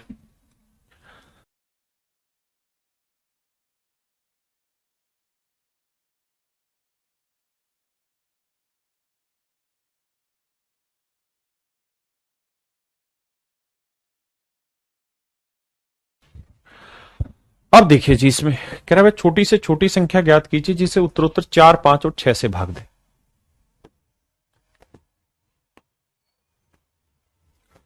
4 5 और 6 से भाग दे तो शेषफल 2 1 और 2 है, तो अंतिम भागफल 1 मान लेते हैं। Last question 1। तो divisor into quotient plus remainder, भाजक गुना भागफल जमा शेषफल, तो 6 कम 6 और 2 8, 5 8 40 और 1 41। आपने कहा ओके, 41 को 4 से गुना करेंगे मेरे भाई तो यह आएगा 4 चौक 16, 146 और 2 ना 144 और 2 140। 3 नंबर आया मेरे बच्चे 140। हाँ है ना, क्या है मेरे बच्चे 140। अब इसी सवाल में क्या कहेगा कि यार ये जो 146 आया ना, इसी को एक काम करो, सक्सेसिवली डिवाइड करो, लेकिन इस बार सीक्वेंस बदल दो। कह रहा है कि जो सीक्वेंस है डिवाइजर का उसको चेंज कर दो, रिवर्स कर दो, उल्टा कर दो। इस बार डिवाइजर का सीक्वेंस था 4 5 6, यानी भाग देने का क्रम था 4 5 6। इस बार उल्टा कर दो तो 6 5 और 4। तो देखो 6 से भाग देंगे, 6 दूनी 12, बिल्कुल जी। बचा कितना, 2 6 चौक 24, रिमाइंडर आया 2, 5 चौक 20, रिमाइंडर आया 4, 4 एकम 4, रिमाइंडर आया 0। तो भागफल का क्रम आया 2 4 0। तो आंसर होगा 2 4 0। और नंबर पूछे सबसे छोटा क्या है, तो 146। मोटा मोटा सक्सेसिव डिवीजन यही है और इसी से में सवाल बनते हैं। ये सारे सवाल आपने करने। इस सवाल को देखिए, कह रहे यदि एक संख्या को उत्तरोत्तर 2 3 5 से भाग दिया गया, सक्सेसिवली 2 3 5 से भाग दिया है, 2 3 5 से भाग दिया, और कहता रिमाइंडर का सीक्वेंस 1 2 3 आया। तो लास्ट डिवाइजर क्या मान लिया, 1 ना, लास्ट क्वोशिएंट 1 मान लिया, अंतिम भागफल। तो 5 एकम 5 और 3 8, 3 8 24 और 2 26, 26 दूनी 52 और 1 53। अब कह रहा है कि यार अगर इस 53 को 7 से भाग दिया जाए तो 49 जाएगा। तो रिमाइंडर कितना आया मेरे बच्चे, 4। तो मेरा आंसर आएगा 4। तो मेरे प्यारे बच्चों मेरा रिमाइंडर आ जाएगा कितना, 4। क्या मेरी बात से सहमत है या नहीं? हाँ जी। अब ये सारे आपने होमवर्क में करने सवाल, रिवर्स कर रखा होगा, सीधा नंबर पूछा होगा और कुछ नहीं होगा इनमें। सिंपल रिवर्स चेंज करा देगा। यहां पे भी सेम है, बस कह रहा है जैसे उस वाले सवाल में 7 से भाग दो, यहां कह रहा है 585 से भाग दो। तो ये सारे सवाल सेम प्रोसेस के और आपने कर लेने हैं। ये सब आपको होमवर्क में दे रहा हूं मैं। अब आते हैं मेरे बच्चे टाइप 12, जो कि रिमाइंडर थ्योरम की लास्ट है।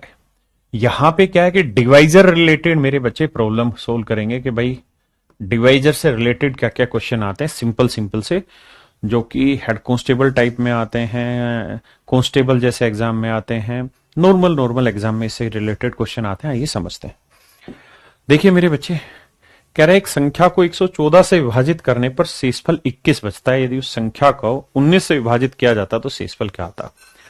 मेरे बच्चों मैंने आपको बताया कि कोई नंबर है तो बराबर होता है किसके, divisor into quotient plus remainder के। कोई भी संख्या होगी तो वो भाजक गुना भागफल जमा शेषफल होती है।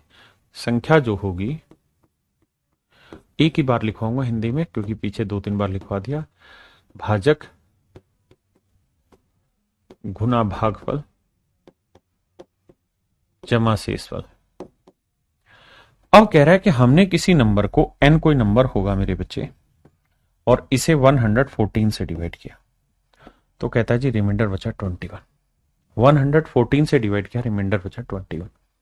क्वोशिएंट आया होगा कुछ भी, मान लेते हैं क्वोशिएंट x है, तो divisor into quotient plus remainder n होगा। तो n की जो वैल्यू है वो होगी 114 into X plus remainder, remainder है 21। अब कहता है अगर इसी नंबर को 19 से भाग दे, अगर इसी नंबर को मेरे बच्चे 19 से भाग दिया जाए तो शेषफल क्या आएगा। इसी नंबर को 19 से भाग दें मेरे बच्चों, अगर इसी संख्या को 19 से कहता है भाग दे दें इस नंबर को, तो 19 से भाग देंगे। अब मेरे बच्चे जब आप इसे 19 से भाग देंगे तो आप ये बताइए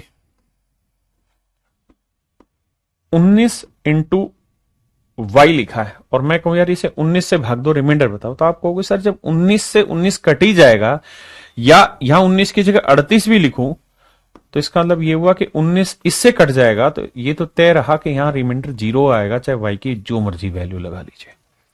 तो ऐसे ही मेरे दोस्त 19 से जब आप इसे भाग दोगे 114 गुना एक्स को, तो 19 से 114 एग्जैक्ट डिवाइड हो जाता है, क्योंकि 19 5 95 19 6 114, जब ये एग्जैक्ट हो गया 19 से, तो यानी इस पूरे एक्सप्रेशन को भाग दोगे तो शेषफल आएगा 0। बिल्कुल ठीक है। अब सर बचा 21, तो 21 को 19 से भाग देंगे, 19 से कम 19 कितना ज्यादा है 2। अब 0 में 2 जोड़ेंगे तो रिमाइंडर आएगा 2, रिमाइंडर आएगा 2। तो इस सवाल का रिमाइंडर ही 2 होगा। ऐसे सवालों में हमेशा ये होगा कि जो यहां नंबर होगा ना, ये ऐसा नंबर होगा जो इससे हमेशा ही कटेगा, तभी यहां रिमाइंडर 0 बचेगा, और केवल सवाल का उत्तर इस नंबर पे डिपेंड करेगा, इस नंबर पे डिपेंड करेगा। हाँ जी, और लेते हैं ऐसे सवाल, एक नहीं कई सारे लेते हैं। आइए,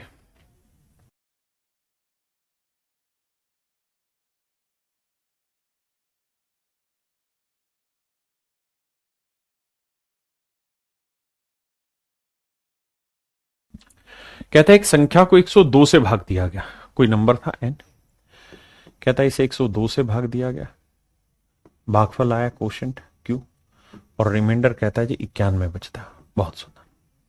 अब कह रहा है अगर इसी नंबर को 17 से भाग दें तो रिमाइंडर क्या आएगा। तो मेरे दोस्त मेरे भाई, हमारा सवाल ये होना चाहिए कि सर 17 से इसे भाग दोगे ना तो ये हर हाल में डिवाइड होगा, 17 छिक 102 एग्जैक्ट होगा, रिमाइंडर आया 0। पूरा रिमाइंडर थ्योरम शुरुआत से एक्सप्लेन कर रहा हूं। तो 17 से आपने क्या करना था, इसको भी भाग देना था,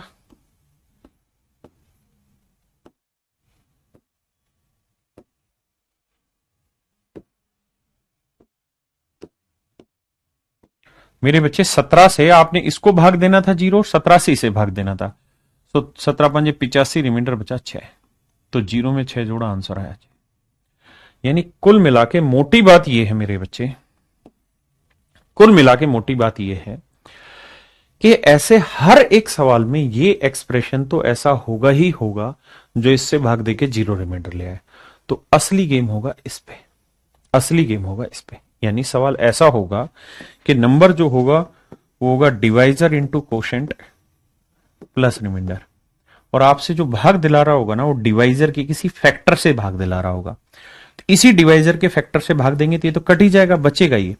तो ऐसे अगले हर एक सवाल में आपका सवाल बस यही होगा कि भैया इस रिमाइंडर को डिवाइजर के फैक्टर से डिवाइड करें तो रिमाइंडर क्या आएगा।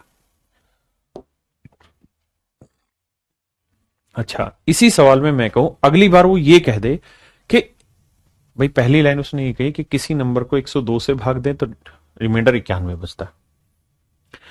When a number is divided by 102 remainder is 91। हमने नंबर बना दिया। अब मैं कहूं यार इस नंबर के स्क्वेयर को, तो इस नंबर का स्क्वेयर कर देंगे, तो 102 इंटू कोशेंट प्लस 19 ना 91। अगर इस नंबर के स्क्वेयर को 17 से भाग दें तो शेषफल क्या बचेगा। तो 17 से इसे भाग देंगे 0 आएगा, और 17 पंजे 85, 5 आया, तो 0 में 5 जोड़ा 5, 5 का और 25, तो शेषफल आया 25, और 25 17 से बड़ा है तो दोबारा भाग देंगे, 17 एकम 17, तो रिमाइंडर आया 8। तो आंसर आ गया मेरे प्यारे बच्चों 8।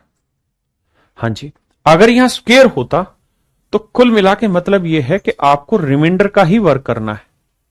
अगर मैं यहां क्यूब लिख देता तो आपको रिमाइंडर का ही क्यूब करना था और कुछ नहीं, और इसे ही भाग देना था, क्योंकि सवाल का उत्तर हमेशा इसी पे डिपेंड होगा। जैसे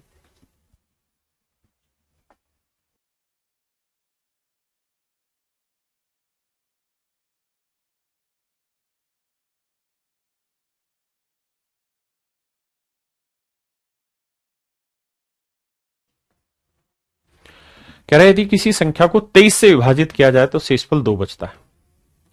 तो नंबर हो गया मेरे प्यारे बच्चों 23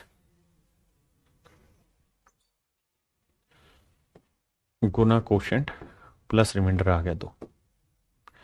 अब कह रहा है अगर इसी संख्या को डबल कर दें तो डबल कर देंगे तो 2 इंटू 23 इंटू क्यू भी आएगा भाई, 2 को इससे भी करेंगे और इधर भी करेंगे और ये 2 दूनी 4। कह रहा है इसे उसी डिवाइजर यानी 23 से ही भाग दें। तो 23 से भाग देंगे तो यहां तो 0 बचेगा और 4 को 23 से भाग देंगे तो क्या है रिमाइंडर 4। 4 में 0 जोड़ेंगे रिमाइंडर क्या है 4। मोटी बात क्या कहना चाह रहा हूं मैं? मोटी बात ये कहना चाह रहा हूं मेरे बाबू कि ऐसे हर एक सवाल में आपने एक ही काम करना है कि अगर वो ये कह रहा है ना कि भाई नंबर को डबल कर दिया तो जो रिमाइंडर था ना उस रिमाइंडर को डबल कर दो और फिर 23 से ही भाग दे दो। अगर वो कह रहा है नंबर का क्यूब कर दिया तो रिमाइंडर का क्यूब करके 23 से भाग दे दो। अगर वो कह रहा है नंबर का की पावर 5 कर दी तो रिमाइंडर की पावर 5 करके उसी 23 से भाग दे दो। लेता हूं सवाल हो गए तो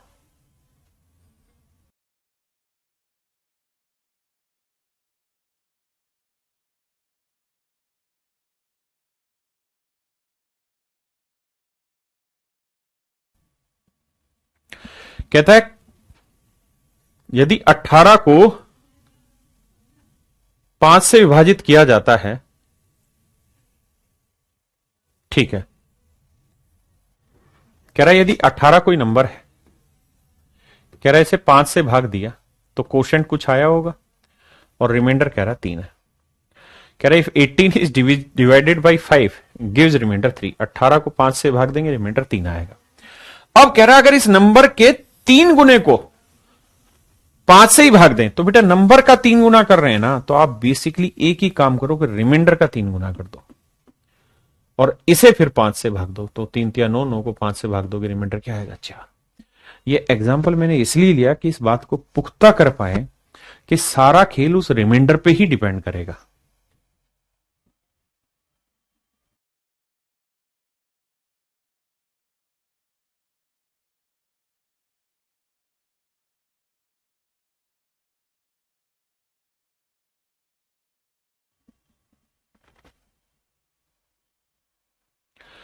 सवाल में कह रहा है कि कोई नंबर n है, जब इसे आप 5 से भाग देते हैं तो क्वोशिएंट q आया और रिमाइंडर आ रहा है 2। अब कह रहा है 7n को यानी इसी संख्या के 7 गुने को 5 से भाग दें, तो मतलब 7 गुना करना है तो आपको रिमाइंडर को 7 गुना करना है। कह रहा है जी इसे 5 से भाग दें तो 7 दूनी 14, 14 को 5 से भाग देंगे 5 दूनी 10, तो रिमाइंडर कितना है 4। जो रिएक्शन होगा रिमाइंडर से होगा।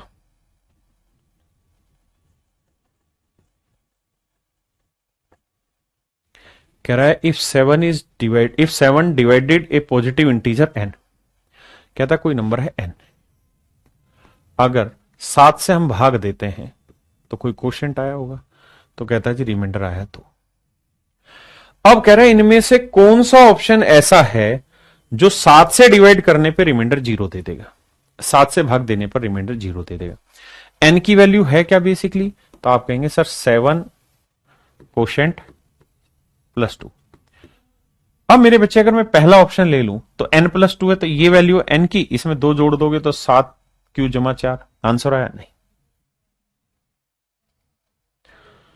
ये n-5 है तो ये वैल्यू n की, ये क्या ये 7 से भाग होगा? नहीं, क्योंकि ये 0 नहीं आ रहा। लेकिन मेरे बच्चे अगर मैं ये वाला ऑप्शन ले लूं, बी ऑप्शन n+5, तो ये वाली वैल्यू है n और ये वाली वैल्यू है 5, तो 7 इंटू क्यू और ये 5 और 2 7। अब आप बताओ ये 7 से भाग होगा? ये तो हो ही जाएगा, बस ये जरूर होना है भाग 7 से, तो आंसर आ जाएगा और 7 7 से भाग हो जाता है। तो मैं कहना ये चाह रहा था कि 2 पकड़ो, रिमाइंडर पकड़ो, यानी रिमाइंडर में कौन सी चीज जोड़े के 7 से भाग हो जाए। 2 में 2 जोड़े 4, 2 में से 5 घटाया -3, 2 में 1 जोड़ा 3, 2 में 5 जोड़ा 7, तो ये 5 जोड़ते ही मेरा नंबर 7 से डिवाइड हो जाएगा। तो मुझे उस पर खोजबीन रखनी है।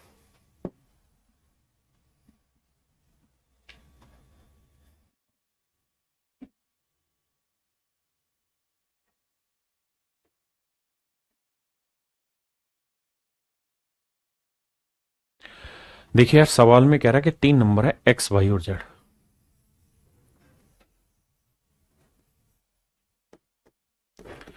कह रहा है इन सब को 31 से भाग देंगे तो आंसर आएगा 31 इंटू कोई कोशेंट हो गया प्लस रिमाइंडर बता रहा है जी 17 है। सेकेंड केस में 31 इंटू कोई कोशेंट 2 होगा और रिमाइंडर 24 है। 31 से भाग दे रहे हैं तो कहता है जी रिमाइंडर आ रहा है 27। ये सारी स्टेटमेंट दे रहा है कि एक्स वाई जेड ऐसे नंबर है कि 31 से भाग दें तो 17, 24 और 27 रिमाइंडर बचता है। आपने कहा ठीक है। अब मेरे प्यारे बच्चों सवाल में ये कह रहा है कि अगर इन संख्याओं का 4 गुना, 2 गुना और 3 गुना बनाए, इसका 4 गुना, तो मेरे बच्चे मैंने आपको यही कहा है कि ऐसे केसेस में हमेशा रिमाइंडर को पकड़िए। अगर x का 4 गुना लेना है तो 17 गुना 4 कितना हो गया जी 68। फिर है -2y, y का 2 गुना तो 24 दूनी 48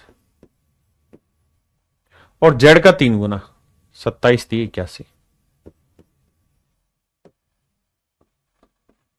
तो देखो भाई 4 और 1 5, 8 6 14 -48 तो ये वैल्यू आई 97। हाँ जी। अब कह रहा है कि 4x - 2y जमा 3z को 31 से भाग दें। कहता है इसे 31 से भाग दें तो रिमाइंडर क्या होगा। तो इसे 4 से गुना करना था, इसे -2 से गुना करना था और इसे 5 से गुना 3 से गुना करना था। तो मेरे बेटे पूरी संख्याओं को गुना मत करो, रिमाइंडर को गुना करो बस। और फिर जैसे कह रहा है उन्हें सोल्व करो। तो जो वैल्यू आई उसे 31 से भाग दोगे तो 31 3 93 रिमाइंडर कितना है 4। तो मेरे बच्चे मेरा आंसर आएगा 4। यही आ रहा है ना भाई। तो रिमाइंडर आएगा 4।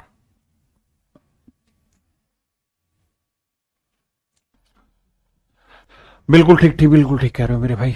ये 17 4 जो 68 है, मैंने 64 कर रखा है और 68 करेंगे तो 4 बढ़ जाएगा तो 97 और 4 ये आ जाएगा 49, 149 माइनस 48 ये आएगा 101 और 101 को 31 से भाग देंगे 21 23 93 93 के बाद मेरे बच्चे कितना बच गया तो 8। तो रिमाइंडर आएगा 8। ऑप्शन सी आपका बिल्कुल ठीक है, मेरी कैलकुलेशन गलत थी। अब आते हैं मेरे बच्चे क्वेश्चन नंबर 8। जैसा यहां पे मैंने कहानी आपको समझाई है कि जो रिमाइंडर है ना, अगर नंबर को 4 गुना करना है तो रिमाइंडर को 4 गुना करना, नंबर का वर्क करना है रिमाइंडर का वर्क करो, नंबर का क्यूब करना है रिमाइंडर का क्यूब करो, नंबर को डबल करना है रिमाइंडर डबल, नंबर का 3 गुना तो रिमाइंडर का ट्रिपल, फिर उनको प्लस करना है प्लस, माइनस करना है माइनस, और जो रिमाइंडर के साथ रिएक्शन होगा वही मेरा आंसर होगा। यहां सवाल में कह रहा है किसी संख्या को 13 से भाग दिया गया तो शेषफल आया 11, रिमाइंडर आया 11। अब कहता है इसी नंबर का वर्क कर दे, तो भैया रिमाइंडर का वर्क करो। और कहता है वर्क करके 2 गुने को के वर्ग के 2 गुने, कहता है वर्क कर दिया और फिर डबल कर दिया और इसे फिर से 13 से भाग दिया जाए तो रिमाइंडर क्या होगा। कहता है 13 से कोई नंबर डिवाइड कर रहा है, रिमाइंडर आया 11। अब इसी नंबर के स्क्वायर के डबल को 13 से भाग दें तो रिमाइंडर क्या आएगा। तरीका क्या होगा, 13 एकम 13 कितना बचा जी -2, -2 का वर्ग 4 प्लस वो 4 दूनी 8 तो रिमाइंडर आएगा 8 सीधा।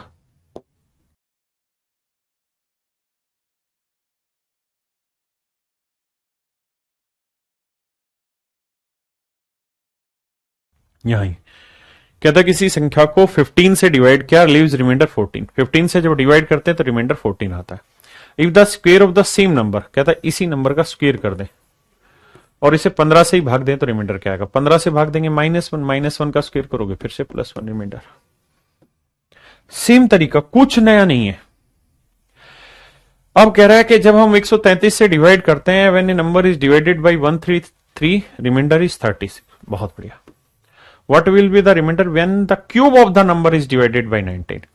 कहता है जब इस नंबर का क्यूब कर दिया जाए और इसे 19 से भाग दिया जाए, तो सारा खेल रिमाइंडर पे ही चलना है। तो रिमाइंडर का क्यूब करो, 19 से डिवाइड करो, तो 19 दूनी 38 कितना बचा -2, -2 की पावर 3 करोगे -8 और 19 में से 8 गया मेरे बच्चे 11। तो आंसर आया 11। हाँ जी।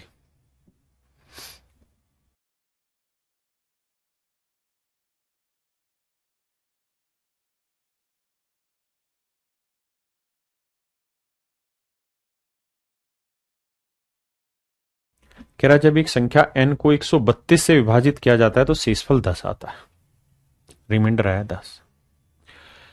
अब कह रहा है कि जो नंबर था उसका वर्क कर दो फिर 11 जोड़ दो, तो मतलब रिमाइंडर का वर्क कर दो और फिर उसमें 11 जोड़ दो, और कह रहा है इसे फिर 12 से भाग दो, रिमाइंडर बताओ क्या होगा। तो बेटा ये बताओ 12 से इसे भाग दोगे कितना आया, -2 आया, और -2 का वर्ग 4 आया, और 12 को 11 से भाग दोगे तो यहां माइनस ही का है, तो 4 जमा -1 कितना आया 3। तो मेरे बच्चे मेरा आंसर आएगा 3। आंसर क्या आएगा मेरे भाई 3। क्या आएगा मेरे बच्चों 3। अब आते हैं 12वां क्वेश्चन। यहां कह रहा है यदि दो संख्याओं को 15 से विभाजित किया जाए, यानी दो नंबर थे, एक पहला नंबर था n, कहता है इसे 15 से डिवाइड किया गया तो कोशेंट q आया और रिमाइंडर आया 11। अब दूसरा नंबर है, कहता है भाई इसे भी 15 से ही भाग दिया तो कोशेंट q2 आया होगा, तो कहता है रिमाइंडर 9 आया। बहुत बढ़िया। अब कह रहा है अगर इन दोनों संख्याओं के योग को 15 से भाग दिया जाए, तो भैया n1 प्लस n2 को 15 से भाग दो। तो मेरे बच्चे ने जोड़ेंगे तो 15 into Q1 15 into Q2, 15 common ले लेंगे तो यह आया Q1 प्लस Q2, और 11 और 9 20। हाँ जी, कहता है अगर प्लस 20 था, अगर इसे 15 से भाग दें मेरे बच्चे तो शेषफल क्या होगा। तो 15 से इसे मेरे नन्हे मुन्ने बच्चों भाग दोगे तो यहां शेषफल आएगा 0, क्योंकि ये 15 से डिवाइड हो रहा है। तो 20 को 15 से भाग देंगे 5, तो 0 में 5 जोड़ेंगे, आंसर है 5। सर आप समझाना क्या चाह रहे हो वो बताओ। तो मेरे भाई मैं समझाना आपको ये चाह रहा हूं कि अगर आप दो नंबर हैं, पहले नंबर में रिमाइंडर R1 है, दूसरे में रिमाइंडर R2 है, और इन दोनों के जोड़ को उसी डिवाइजर से भाग दें, तो आपको कुछ नहीं करना, इन दोनों के रिमाइंडर के जोड़ को ही भाग देना। सो ट्रिक बोले तो अगर कोई नंबर n1 है, इसे मैंने d से डिवाइड किया, रिमाइंडर आया R1। ये कोई n2 नंबर है, इसे उसी डिवाइजर से डिवाइड किया, रिमाइंडर आया R2। अब कहे इन दोनों नंबर के जोड़ को उसी डिवाइजर से डिवाइड करो तो रिमाइंडर क्या होगा। तो जो इन दोनों में रिमाइंडर अलग अलग आए थे उनके जोड़ को उसी d से डिवाइड कर दो, यही आंसर होगा। R1 प्लस R2 को d से भाग दे दोगे, सेम ही आंसर आएगा। हाँ जी, तो इस सवाल में भी मेरे लाला आपको यही करना है कि भैया रिमाइंडर पहले कितना था 11, अब कितना है 9, तो जोड़ोगे कितना आया 20, 20 को फिर से 15 से भाग दे दो तो रिमाइंडर आएगा 5। ये मेरा आंसर हो गया। यहां आइए, कहता है दो नंबर है, ए और बी को 17 से डिवाइड करते तो रिमाइंडर 13 और 11 आता है। कह रहा है इन दोनों के जोड़ को 17 से डिवाइड करें, तो भैया दोनों रिमाइंडर को जोड़ लो, कितना आया 24। 24 को 17 से भाग दोगे, 17 एकम 17, रिमाइंडर क्या आया 7। ये मेरा आंसर है। अब कह रहा है यदि एक संख्या को 31 से भाग देते हैं तो रिमाइंडर 12 आता है, रिमाइंडर आता है 12। जब किसी अन्य संख्या को 31 से भाग देते हैं तो रिमाइंडर आता है 21। कह रहा है जी इन दोनों को जोड़ लो, तो 2 और 1 3, 2 और 1 3। अगर इन दोनों के योग को 31 से भाग करें तो शेषफल क्या आएगा। तो 31 से कम 31 कितना ज्यादा 2, तो रिमाइंडर आएगा 2। यानी अगर नंबर जोड़ रहे हैं तो उनका रिमाइंडर जोड़ दें, मल्टीप्लाई कर रहे हैं तो रिमाइंडर मल्टीप्लाई करें, और कुछ नहीं करें।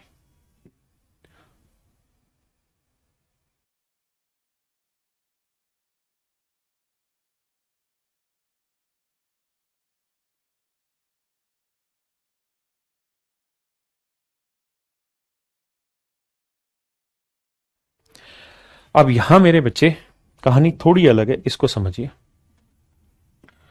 अगर कोई नंबर है n1 और इसे d से डिवाइड किया और रिमाइंडर आया R1। यहां कोई नंबर है n2, इसे किसी d से डिवाइड किया, रिमाइंडर आया R2। और मेरे बच्चे अगर इन दोनों नंबर के सम को किसी डिवाइजर से डिवाइड किया और रिमाइंडर आया R3, तो आपसे पूछेगा डिवाइजर बताइए क्या होगा। तो डिवाइजर का आंसर होगा R1 plus R2 minus R3। ये इसका आंसर होगा, ध्यान देना। अगर दो संख्याओं के जोड़, मतलब दो संख्याओं को अलग अलग भाग दिया एक डिवाइजर से तो दो रिमाइंडर आए, फिर उनके जोड़ को डी से भाग दिया तो रिमाइंडर R3 आया। तो कहेगा कि अब बताइए कि जो डिवाइजर होगा वो क्या होगा। तो पहला जो रिमाइंडर प्लस दूसरा रिमाइंडर माइनस दोनों के जोड़ वाला रिमाइंडर घटा के आएगा। जैसे कह रहा जी यदि दो संख्याओं को एक निश्चित भाजक से भाग दिया जाता है, दो नंबर ले लेते हैं, एक n1 है, इसे d से डिवाइड किया तो कहता है रिमाइंडर 35 आया। एक दूसरा नंबर है, इसे भी d से डिवाइड किया तो रिमाइंडर 30 आया। और अब कह रहा है कि इन दोनों के जोड़ को, n1 और n2 के जोड़ को उसी d से डिवाइड किया तो कहता है भैया रिमाइंडर आ रहा है 20। तो डिवाइजर बताइए। तो फंडा ये होगा मेरे बच्चे डिवाइजर निकालने का कि R1 plus R2 minus R3, तो 35 जमा 30 माइनस 20, तो 35 और 30 65 माइनस 20, तो यह है 45। यानी वो सर्टेन डिवाइजर क्या होगा मेरे बच्चे, 45। वो डिवाइजर क्या होगा, 45। आप कहें डिटेल बता दीजिए सवाल को, तो आइए बाबू डिटेल बताता हूं। देखिए डिटेल में, लेकिन लगाना आपने हर एक जगह फार्मूला है। कोई नंबर n1 था, इसे किसी डिवाइजर से d से डिवाइड किया तो कोशेंट आया q1 और रिमाइंडर कह रहा है जी आया 35। कहता है एक और नंबर था, इसे उसी डिवाइजर से डिवाइड किया तो कोशेंट कुछ डिफरेंट आया लेकिन रिमाइंडर आया 30। अब कह रहा है इन दोनों का जोड़ कर लीजिए, दोनों का जोड़ करेंगे तो 35 और 30 65। कहता है इसको उसी d से डिवाइड किया तो रिमाइंडर आया 20। यानी वो ये कह रहा है कि 65 को किसी डिवाइजर से डिवाइड किया तो रिमाइंडर आया 20। तो आप खुद सोचिए कि 65 में से कुछ घटा के 20 आया तो ये नंबर क्या होगा, 65 माइनस 20 45। यानी जो डिवाइजर होगा वो या तो 45 होगा या 45 का कोई मल्टीपल होगा, मतलब फैक्टर होगा, सॉरी। तो 45 के फैक्टर क्या होते हैं, 1 2 1 2 2 थोड़ी होता है 3 5 5 नहीं 45, 15 3 45, 45 से कम 45, यही है। अब सर आप कैसे कह रहे हैं कि 45 ही आंसर होगा, ये भी तो आंसर हो सकते हैं। तो ये नहीं हो सकते कोई भी। क्यों? क्योंकि डिवाइजर जो भी होगा वो ऐसा होना चाहिए 35 से बड़ा है, क्योंकि d से डिवाइड करके रिमाइंडर 35 आया है तो डिवाइजर 35 से हमेशा बड़ा ही आना चाहिए। तो इनमें 35 से बड़ा कोई है नहीं, सिर्फ 45 है, तो वही आंसर। इसलिए कहा कि सिंपल ट्रिक कोई बकवास नहीं, काम करेगी। जहां ट्रिक की जरूरत है वहां ट्रिक से। कह रहा है जब दो संख्याओं को एक ही भाजक से भाग दिया जाता है तो शेषफल 11 और 21 आते हैं, और दोनों के जोड़ को उसी भाजक से भाग दें तो शेषफल 4 आता है। नंबर बताओ। तो 11 जमा 21 माइनस 4, तो 11 और 21 दो, 1 और 1 2, 2 और 1 3 32 माइनस 4, तो आंसर है 28। तो सर्टेन डिवाइजर क्या होगा मेरे बच्चे, 28 हो जाएगा। सर्टेन डिवाइजर 28 हो जाएगा। हाँ जी, ये सवाल आपने घर से करना है, सेम ऐसा ही है। ये सवाल भी इसी फार्मूले पे बेस्ड है, ये सवाल भी मेरे बच्चे इसी फार्मूले पे बेस्ड है। तो मेरे प्यारे बच्चों, आज की क्लास यहीं रखते हैं। आप सभी का बहुत बहुत धन्यवाद। Thank you.